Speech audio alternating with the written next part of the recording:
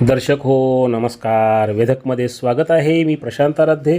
एक ताजी घडामोड अशी आहे की उजनी धरण हे आता 94% इतकं भरलं आहे आणि सकाळी 11 वाजल्यापासून उजनी धरणातून 5000 क्युसेकनं सांडव्या वाटे आणि 1600 क्युसेकनं वीज निर्मिती करता म्हणून पाणी सोडण्यात येत आहे. उजनी धरण हे झपाट्यानं भरलं आहे. उजनीमध्ये दौंड जवळ मिसळणारी पाण्याची आवक ही जवळपास 70,000 क्युसेक इतकी आहे. त्यामुळं उजनी धरण हे झपाट्यानं वधारतं आहे. ते टक्केवारीच्या 100कडे त्याची वाटचाल चालू आहे आणि यामुळं उजनी धरणातून आता भीमा नदीच्या पात्रामध्ये पाणी सोडण्याची प्रक्रिया आज सकाळी 11 वाजल्यापासून सुरू करण्यात आलेली आहे, असं धरण व्यवस्थापनाने कळवलेलं आहे. 5000 क्युसेकनं सांडव्यातून आणि 1600 क्युसेकचा विसर्ग हा वीज निर्मिती करता असणार आहे. आता हे धरण भरल्यानंतर समजा आवक जास्त राहिली तर उजनीतून आणखीनही पाणी सोडलं जाऊ शकतं.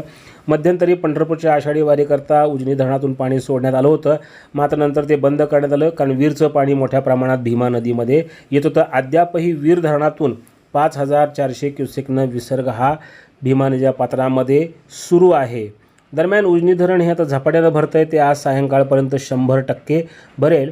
आजही भीमा खोऱ्यामध्ये अनेक धरणांवर पावसाची नोंद आहे. मागील 24 तासामध्ये मुळशीवर 150 मिलीमीटर, टेमघरवर 59 मिलीमीटर, पवनावर 53 मिलीमीटर, वडीवळेवर 44 मिलीमीटर, याचबरोबर चिलेवाडीवर 51, कळमोडीवर 38, चासकमानवर 19 मिलीमीटर पावसाची नोंद आहे. डिंबे प्रकल्पावर 40 मिलीमीटर पाऊस नोंदला गेला आहे. वरसगाववर 13, पानशेतवर 18, खडकवासल्यावर 5 मिलीमीटर, निरा खोऱ्यातल्या गुंजवणीवर 33, निरा देवघरवर 18 मिलीमीटर पाऊस हा झालेला आहे.